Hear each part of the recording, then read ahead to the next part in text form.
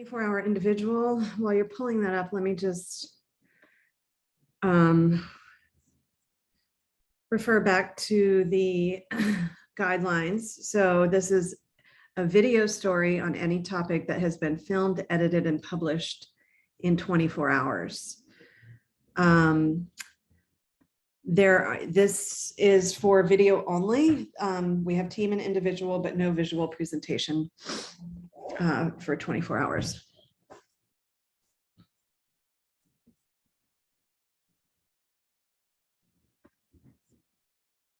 All right, and then the title for this first one we have is going to be Mother of 8-year-old gunshot victim. My baby is still fighting.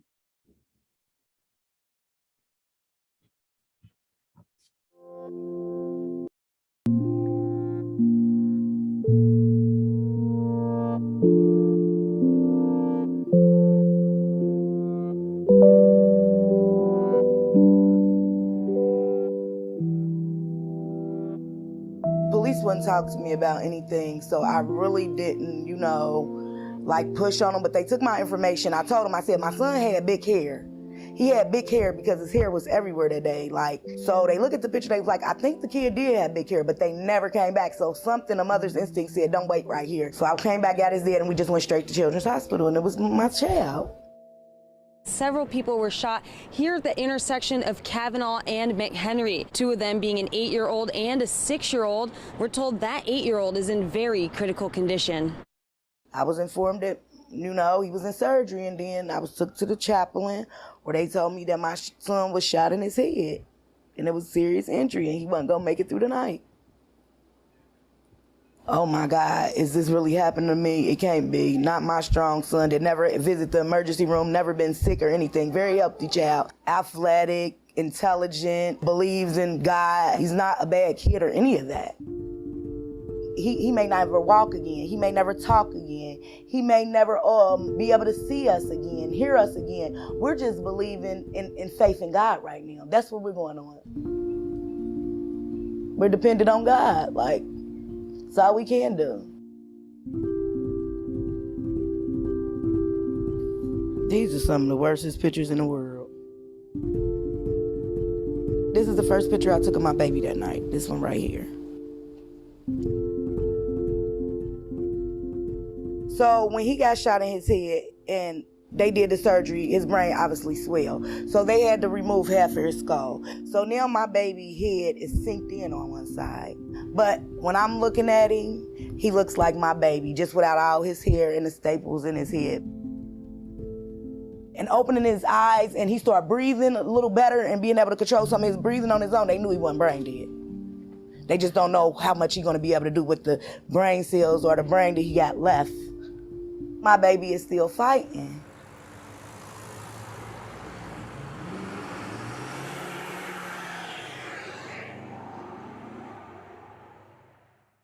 He was arrested for being the person that I was told who gonna hit my son. I actually appeared in court the day he was arraigned. I thought I was gonna hit the floor. It was just like, why? Why? You saw them babies out there. You saw all them babies out there. Just, do you got little sisters? Do you got little brothers? Do you got little cousins? Is it people you care about? Did you think of anybody but yourself at that time? And they always shooting around here. So we hear it, whether we in the house or outside. Yeah, he hears it. When they hear it, they know to run. They know to get low. Run for your life. I want them to stop the violence, period. I want them to care about every neighborhood. Why did it take Smith Park for them to come out and get tired and say this? Because we're in two different communities. It's two different ways of living. I live here, they live there. But why are we different? We're all human. We all really the same blood.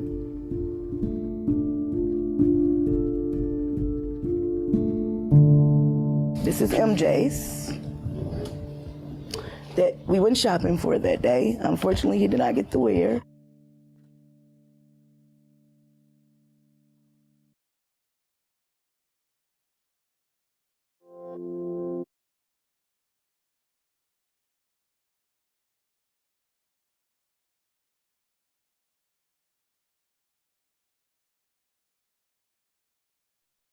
Title for this one is Violent Confrontations Erupt After Police Fatally Shot 20-year-old Dante Wright in Brooklyn Center.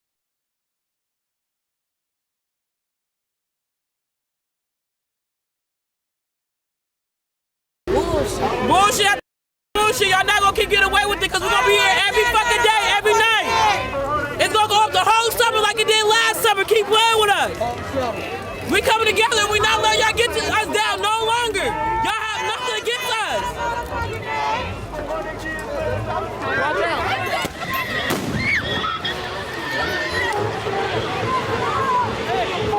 What was that for? What was that for?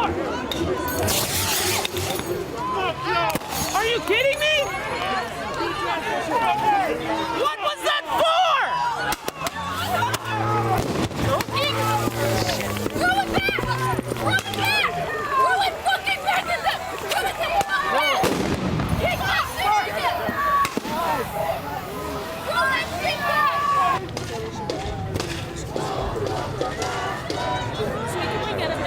Can we get a minute while he gets fixed up?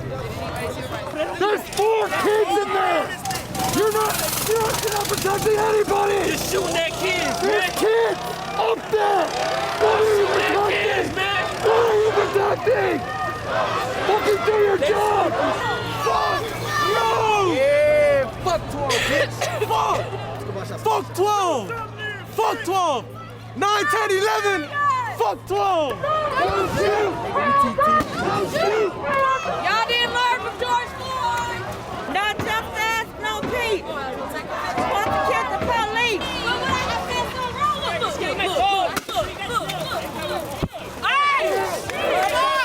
Hey, come on. Hey, fuck you, pig! Fuck you! The fuck was that? Headshot. What the fuck? Don't have a fucking thing in my hand. Haven't encroached on your goddamn property. But you can throw shit at apartment buildings, right?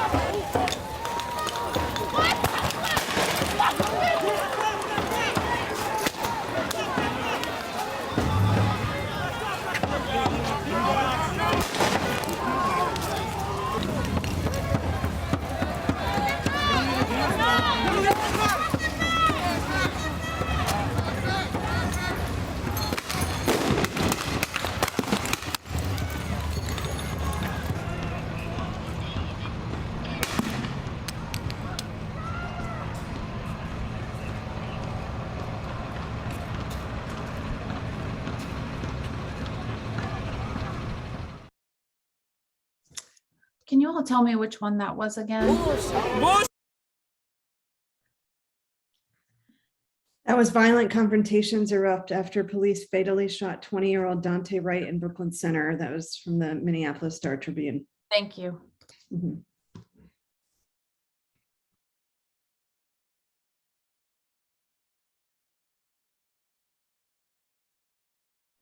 All right, this next entry we have is titled Minneapolis Police Clear Uptown Protest Zone.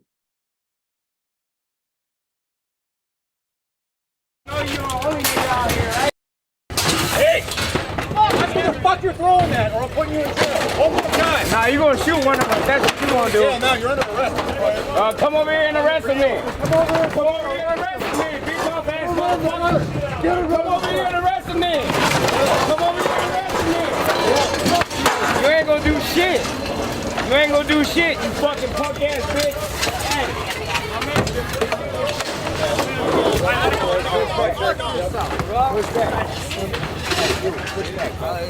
Get back to line.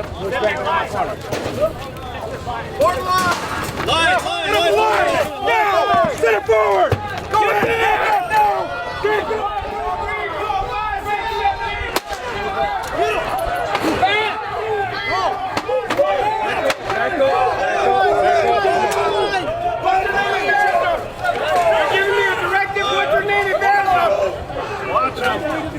Watch him. What's your name and badge on?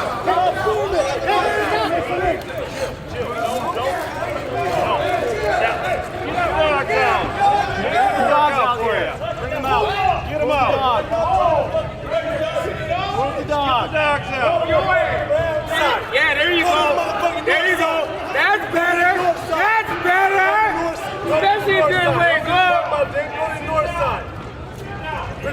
more sign. I refuse.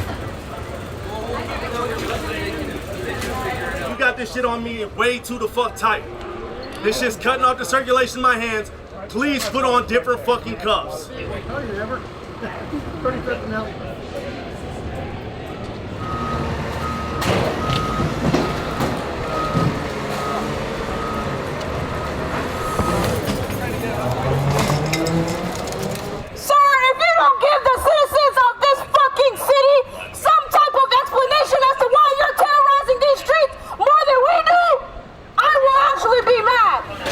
They came, one line here, everybody fucking ran down the road. They didn't give the little disperse order, nothing. Yeah, no dispersal order. They literally went in, started ripping shit down, maced and shot. That's what happened, like that. Why?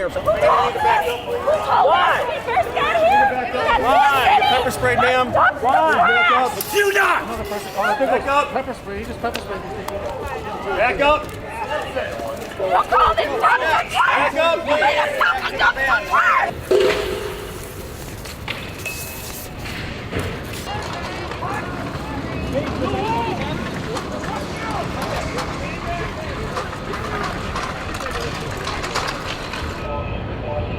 Voice will never help you. Never. Take out that badge. No, you don't.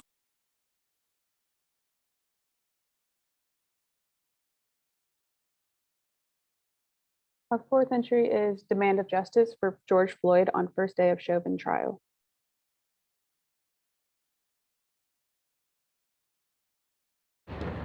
This is government. They're scared because the people are talking. There's an anger that's been running for a long time that needs to be addressed. And I see this, and it's a direct reaction to that anger. This is not helping anything. You're adding fuel to a fire here. And I'm ashamed. Ancestors watching, I know they're watching. Ancestors watching, I know. Nah, man, this is wrong, man, how they did that, man. You know, they the reason why we out here in these streets. They did that, man. You know, this could have been de-escalated. You know, you had a better situation than this than having us out here. You know, these people, they got jobs. They should be somewhere right now working, but they out here standing up for this man justice. It's not right, man. If George Floyd don't get it. I think coming out here, seeing like thousands of people here, it honestly hits my heart in the best way. It means that people actually care about what's happening with especially folks of color and especially like GLBT folks of color, any marginalized group in the society that is affected by law enforcement. And especially for me as a trans person, it hits me in really deep because it's an intersectional issue. I think it's very much a class issue. You know, if people don't stand up for, the rights of people of color, who's going to stand up for my rights as a GLBT person? No justice, no peace. Prosecute the police. 5, 6, 7, 8, 9, 11, 12. This right here started like a really big mass revolution, and it's crazy because it's our hometown. This is where I was born. There's nothing better that I could possibly be doing on a Monday right now than supporting my African Americans and also just anyone who's been a victim of police brutality. Last time I came out here, I actually had to receive 30 stitches and I got hit with a rubber bullet. So that's also why I'm out here, because I have to be out here and keep going until at least something has changed. It won't work for God will do what he said he will do. He will stand by his word.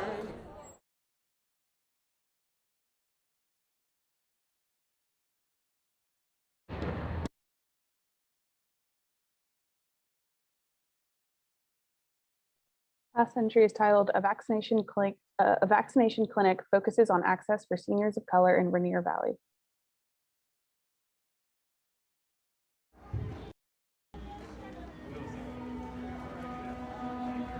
It's so new. It was kind of rushed. And I started not to come because I'm extremely scared. But this COVID came over us overnight. We woke up one day and the world was sick. I'm here today to get vaccinated. I just want to be safe, want other people to be safe, and so I'm going for it.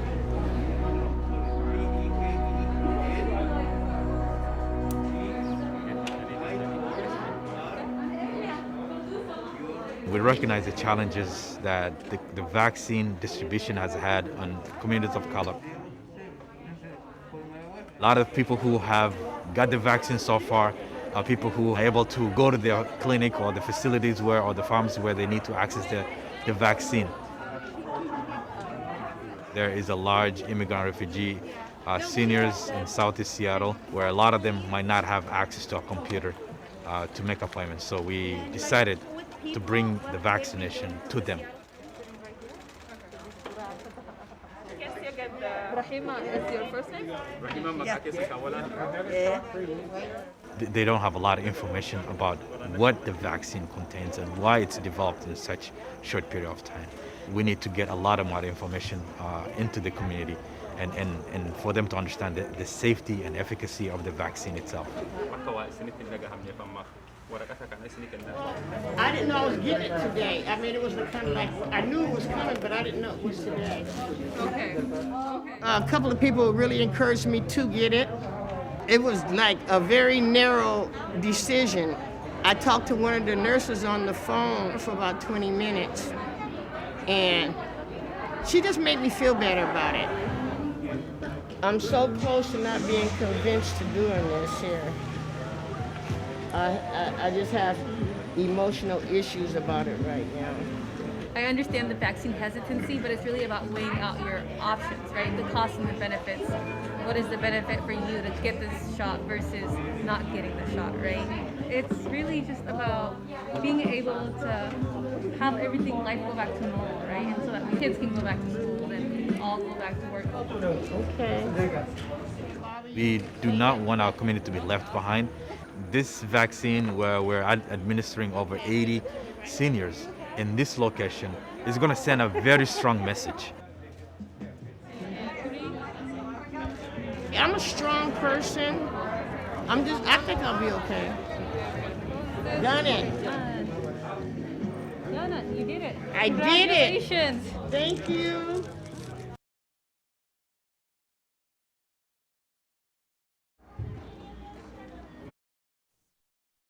Okay, that's all of them. So we will start with the first, mother of 8-year-old gunshot victim. My baby is still fighting, from the Cincinnati Enquirer. Oh, you like it when I call on somebody? Courtney.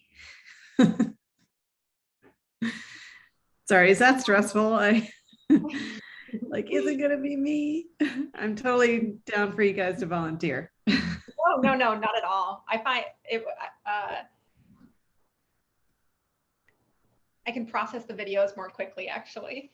It was more stressful in the interactive because there was like so much to take in. I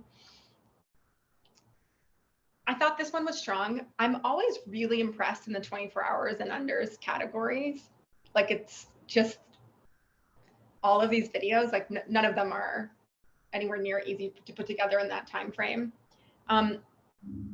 I thought that this one in particular stood out as like well produced, well edited, in such a short time frame. Obviously, the mother's story and her son's story was incredibly sad, and it's also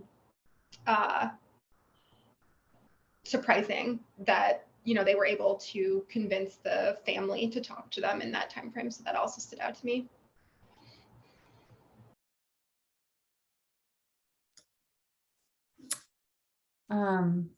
Yeah, I agree. This one really read more like a short doc that would have taken a lot more time. And really difficult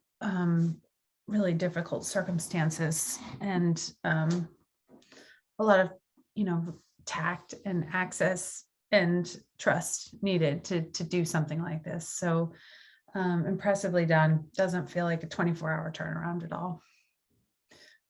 The photos were especially difficult to look at. I feel slightly unclear about what happened to the, you know, like what happened and the kids, where were they? Why did this happen? But that might not be the point of the piece. Yeah, I think I had that question as well, but yeah, it's just, it was filmed really beautifully, and the fact that they turned it around that quickly is really impressive. And yeah, the fact that they got the mom was willing to speak to them was huge. The next one was violent confrontations erupt after police fatally shot 20-year-old Dante Wright in Brooklyn Center, from the Minneapolis Star Tribune. Kavitha, do you want to start with this one? Sure. Yeah, I thought this one was great. It was just very much in the moment. Again, this one, I mean, all of the pieces actually were well shot, but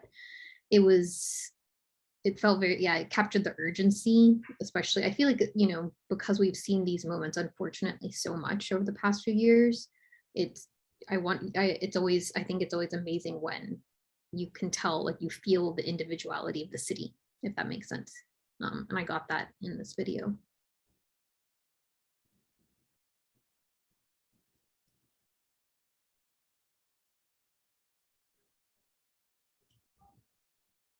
Jump in, someone. I'm only going to call the first person.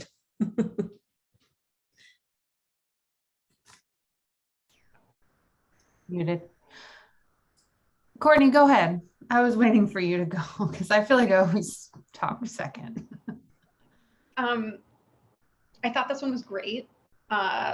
Like with all of these, like with all of the civil rights protests, when they've turned violent, like, you know, the risk involved in being that close to it. So that was very apparent in the footage. Like, the shooter was right in the middle of it. And as a viewer, you also had the same experience. So I thought that it was very good. I will say, like, similarly to, like, kind of the Capitol insurrection piece, there has been so much incredible footage and work done on the protests that, like, I think it can be a little bit hard to stand out with a quick turn news piece like this. But I thought that it was very good within the 24-hour time frame. Yeah, I was, you know, struck by how this is a first person account. It feels like, you know, no VO, no music, no minimal editing. And it just felt like a really vivid depiction of what happened that night. I did want to note it does feel a little one-sided, which is okay. It's a difficult place for the cinematographer to be and negotiate. There's no press lines in situations like this. So I think, you know, thinking about this in the 24-hour time frame is turning around things like this quickly feels incredibly important. And there's an urgency to see things like this quickly, as opposed to hanging on to the footage and doing something a little more edited or produced. So I appreciate that that had to be done quickly. I think I'm taking that into consideration as I think about the winners in this category. What needs to be urgently said and released. Same's true of the other one. I mean, the Minneapolis Star Tribune did incredible work during these protests. So, you know, you really got to observe how the police were acting. You got to hear them speaking to the protesters. You got to see the protesters provoking them. You know, you've learned how they move back a line, how the police move back a line. Just really observational, fly on the wall, vivid depiction of what was happening. So it sounds like you were referring to the next one, also from the Minneapolis Star Tribune, of Minneapolis police clear uptown protest zone. Right. Yeah. Other thoughts about that one? I feel like this one a little bit more more than the previous one. It felt like I felt like more there was like a kind of like a, not necessarily a story, but a driving point in the first one. But in this one, it did feel kind of, we were just going along, even though there were still really powerful moments throughout, like that he captured throughout. But it did feel a bit more like I was seeing selects from the footage. I agree with that. This one stood out to me as having a more unique angle and point of view. To see police clearing a protest zone. It felt differentiated from like news coverage of the protest. And then the third one from the Minneapolis Star Tribune was demands of justice for George Floyd on the first day of the Chauvin trial.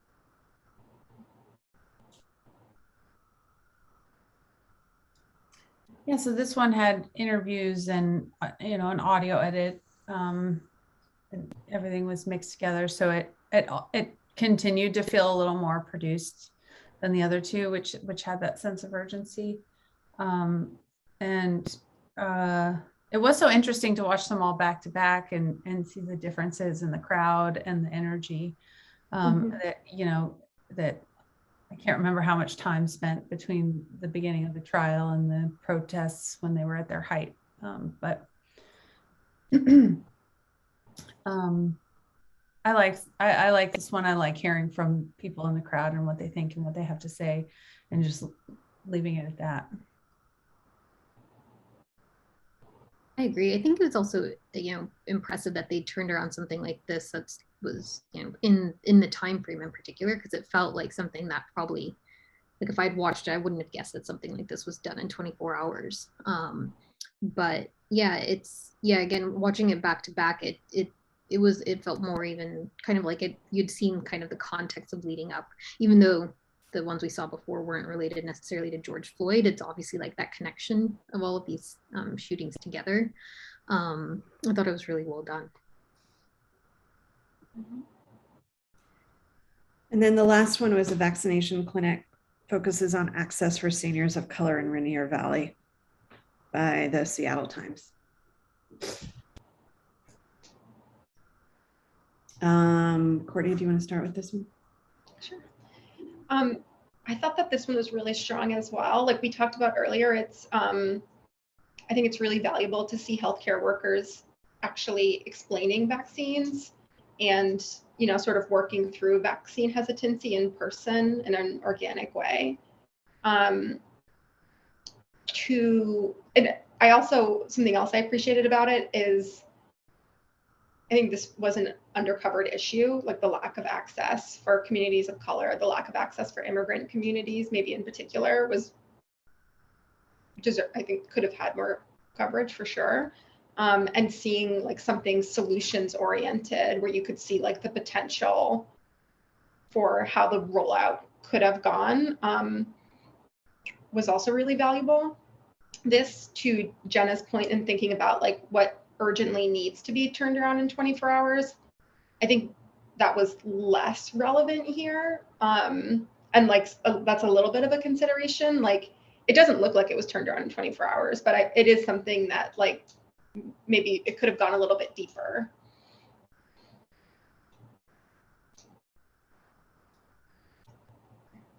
I agree.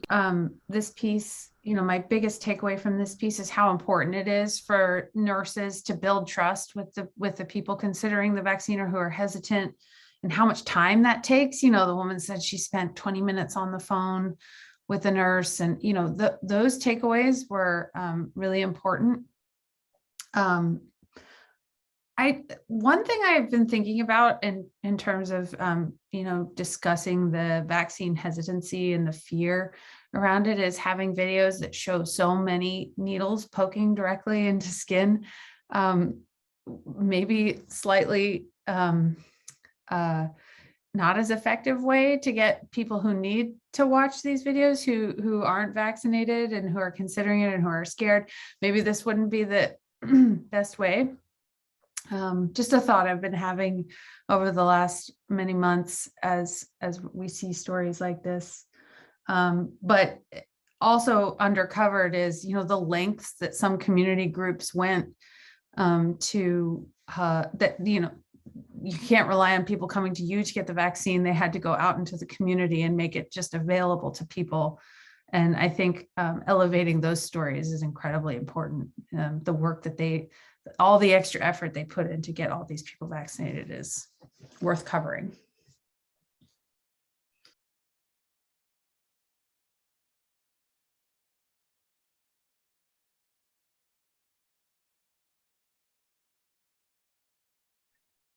Any other thoughts about this last one?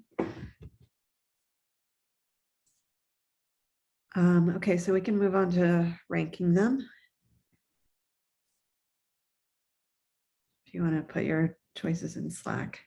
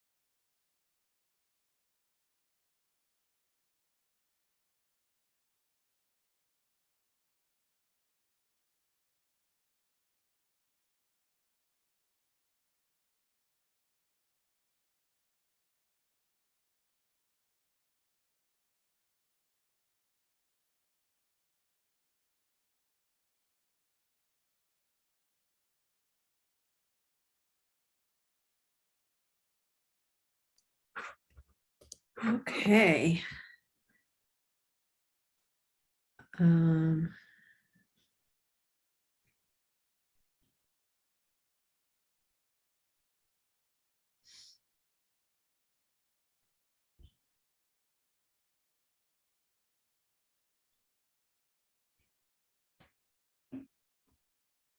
Sorry, I'm just processing. Okay. Looks like Minneapolis police clear uptown. It is in 2. Demand for justice for George Floyd is in 2. Violent confrontations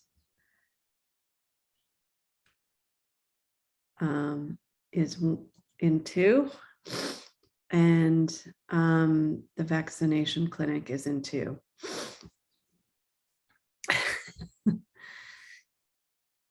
Does anybody want to start making a case for number 1?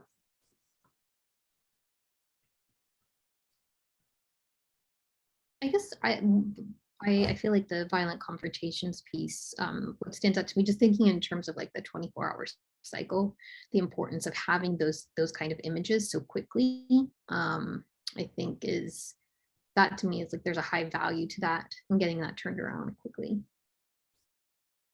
That's also true of the uptown, isn't? That's what I was thinking too, for both of those, like how important it would be to get this out as quickly as possible. So people who live in those areas or need to make decisions, they need that information.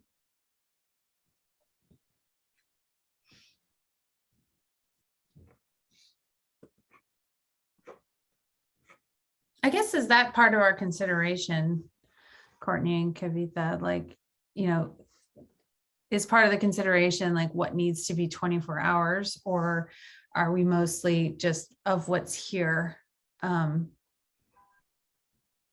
What is the best?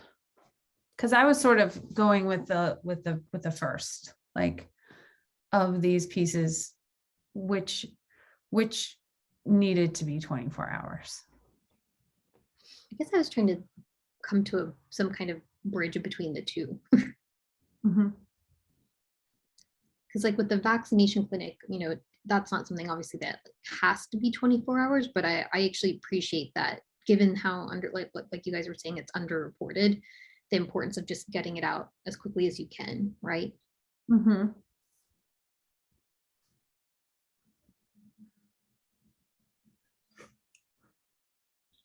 Do people have thoughts about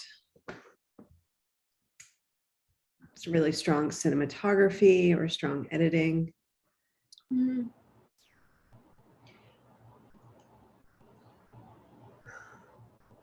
I like the way the up-down protest was filmed and edited.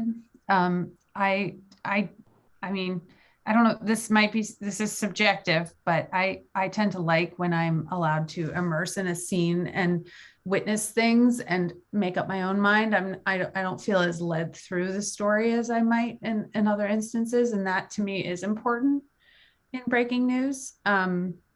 You know, there's always time later on to analyze it and discuss it. But at the time of the event, when I just want to know what's going on, I want to observe and watch. So that's something I liked about the editing of violent confrontations and clearing Uptown. I feel a little less qualified to talk in this category though, since I'm not a breaking news person. So, but as a news consumer, I think all of you these are consumer know habits. what is valuable information and format in when something happens. You've heard that they're clearing a protest, and what do you want to know? What do you want to see? Mm-hmm. Those two also stood out to me for cinematography and editing. I think a little more so than the first day of the trial over George Floyd's killing. Mm-hmm. I agree.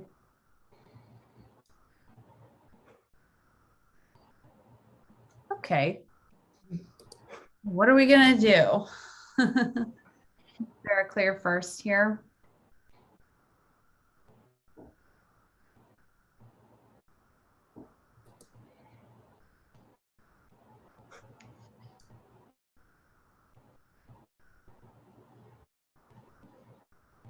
Is it between those two for the first? Are we in agreement on that? I'm in agreement with that. Yeah, I think that sounds right. Mm-hmm. To be honest, I don't have a strong feeling as which one is.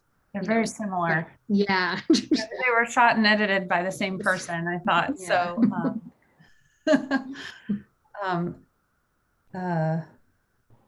I might go ahead and say the Uptown Protest Zone one was a little more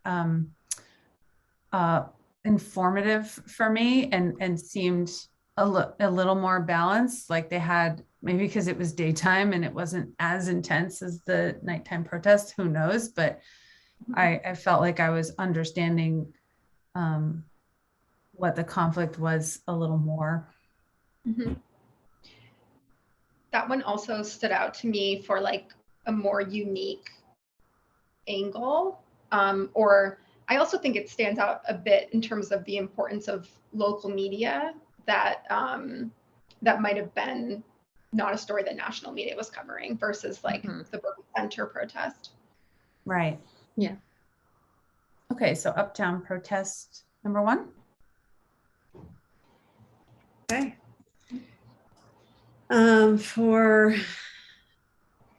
Again, just as a reminder, we don't have to pick first, second, third, and honorable mention, but they're all available to us. So for number 2, there's demand for justice for George Floyd. There's vaccination clinic. There's the mother of the 8-year-old gunshot victim. Somebody want to make a case? Sorry, I guess I assumed that we were saying number 2 would be the violent confrontations. Is that not the case? Are we? I don't know. Maybe I got sorry, that was my oversight. Do people think that that is the number 2? Again, I'm stuck on the definition of this category, and for me, that is true. These kind of quick turn, what's happening on the ground videos for a 24-hour turnaround feels more urgent. Courtney, what do you think? I'm not asking you to be a tiebreaker or anything, but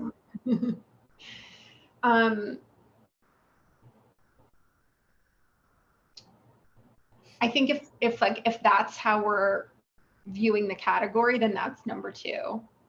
I think that it's a really great video in a sea of like really amazing videos on the protests. And I'm like pausing on that, not in recognizing its excellence, but just that it's like, there's been so much amazing coverage. But if we're looking at, yeah, this should have been turned around and this needed to be turned around in 24 hours, that was the urgency and like excellence in doing that, I think that's number 2. yeah. Now, to be fair, the rules don't actually state this. It just says a video story on any topic that was filmed, edited, and published in 24 hours. So it's not really about the urgency necessarily. So if you think there's a better video, one that turned out better. As editors or senior producers or people who are making decisions around coverage, I think that you're able to bring that viewpoint into this category in terms of what, how you judge these. I think all 3 of you are in those positions. So. Do you both think that like there should be a consideration of coverage? Like I keep on bringing up that there's so much coverage, and I'm kind of considering that like within other content that I've watched. Like, should that be a consideration, or should I just look at these 4 videos and say like, this is the video? No, I think you should take that into consideration. Okay. Absolutely. Then I would probably advocate for vaccination clinic, because not only was it like a very specific undercovered topic on immigrant access to vaccines, but I think it was also a really excellent editorial choice by the team in covering something solutions oriented, which just like is not always the choice in newsrooms. Okay, I'm okay with that. I'm good with that. You can disagree with me. I agree on vaccination clinic. So we're going to say vaccination clinic is number 2.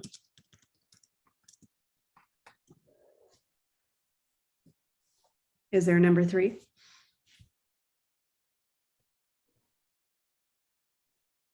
Again, the contenders are violent confrontations, 8-year-old gunshot victim, and demand for justice for George Floyd.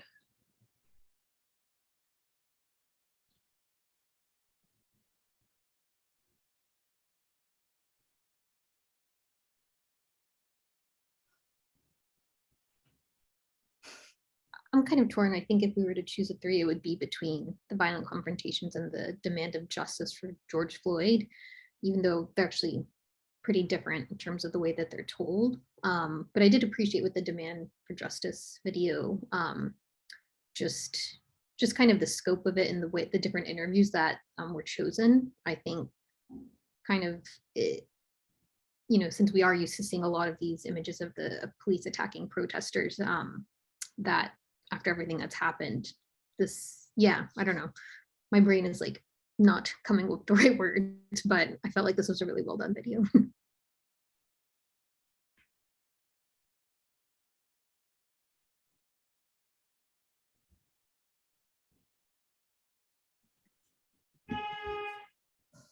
I also like that video, demand of justice for George Floyd, is 3rd.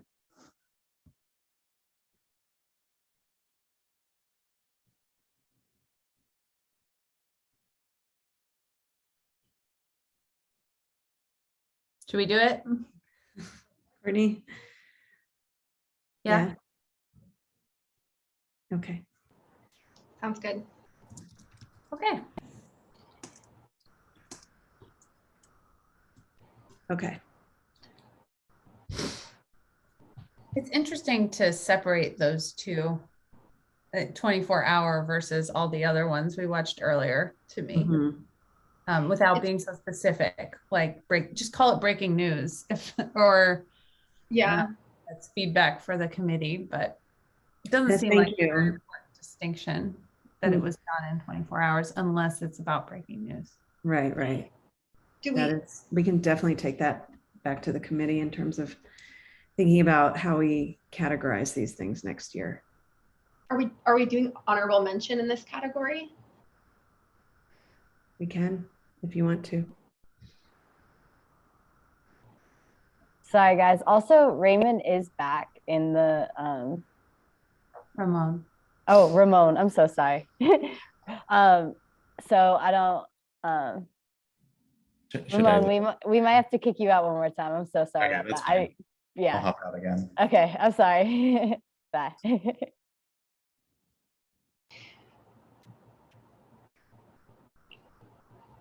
Should I go?